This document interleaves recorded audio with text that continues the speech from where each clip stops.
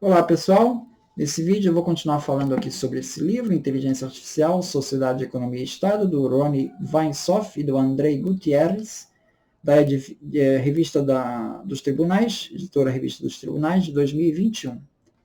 Vou falar sobre mais um capítulo do livro, que é o capítulo 8, Transparência e Revisão de Decisões Automatizadas, da Natália Pepe Cavalcante.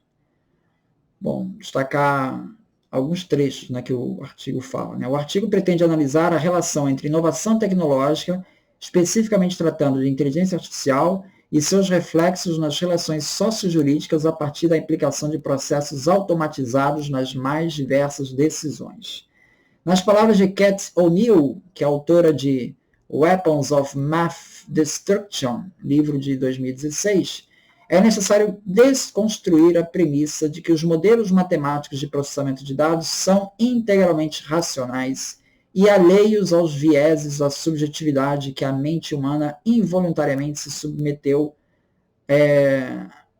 da mente humana. A mente humana involuntariamente se submeteu os modelos matemáticos que são, em verdade, opiniões traduzidas para matemática. E os dados processados carregam toda a subjetividade do programador que criou aquele modelo, envolvendo desde as escolhas dos dados que serão processados até as perguntas que serão feitas pelos algoritmos ao catalogar o conteúdo. Então, a Cat O'Neill está querendo desfazer esse mito de que o software, como um artefato técnico, ele é neutro. Está querendo desfazer esse mito aí. Nas palavras de Yuval Harari, com a inteligência artificial, o algoritmo segue o próprio caminho e vai aonde os humanos nunca foram, até onde nenhum humano pode segui-lo. Daí o fundado receio de que dados e correlações manejados por algoritmos possam estar sendo utilizados como veículos de manutenção de discriminações e injustiças, preservando os padrões do passado, ainda que equivocados ao mesmo tempo e que comprometem as possibilidades do futuro. Então, veja, essa não descrição dos modelos pode estar perpetuando sistemas discriminatórios. Outro problema dos algoritmos que empregam machine learning é a ausência da transparência das decisões, o que se traduz pela dificuldade humana de compreender os mecanismos de funcionamento dos algoritmos, sejam eles supervisionados ou não supervisionados. Foi justamente a ausência de transparência dos algoritmos que levou Cat O'Neill a referir-se a tais algoritmos como armas de destruição matemática, pois longe de serem neutros, eles embutem uma série de opiniões e subjetividades que não podem ser contestadas, pois não são conhecidas. Para ela, os algoritmos possuem um potencial de destruição silenciosa, pois podem basear seus julgamentos em preconceitos e padrões que podem ser utilizados como forma de discriminação e violação de direitos. Muitas vezes, a principal resposta à preocupação ora apontada é, de forma simplória, a abertura do código-fonte.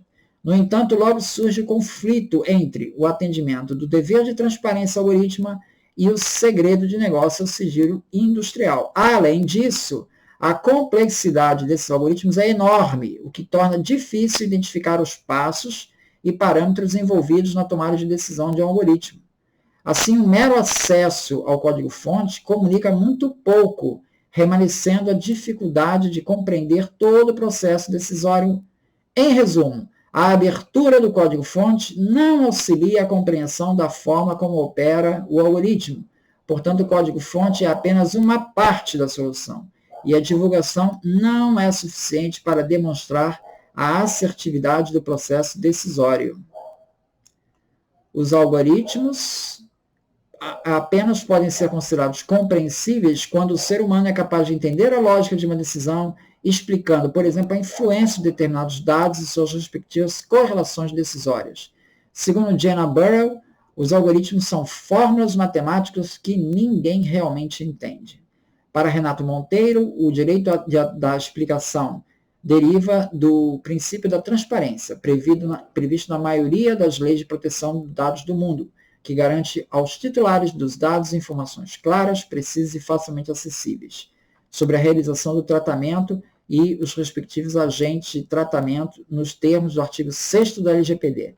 Assim, a LGPD garante aos indivíduos o direito de ter acesso às informações sobre quais dados pessoais são utilizados como base para os algoritmos responsáveis pelas decisões automatizadas. Esse direito ainda inclui a possibilidade de conhecer os critérios utilizados para tomar a decisão automatizada.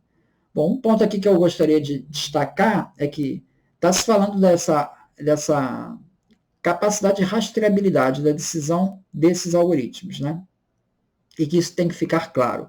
Agora, a pergunta que eu coloco é o seguinte, vamos supor, porque esses algoritmos são construídos da seguinte maneira, você tem uma série de algoritmos de inteligência artificial, né? Você tem Naive Bayes, árvore de decisão, Randall Forest, KNN, redes neurais, tem um monte aí, tem uns 10, 20 algoritmos para resolver um problema que você tem.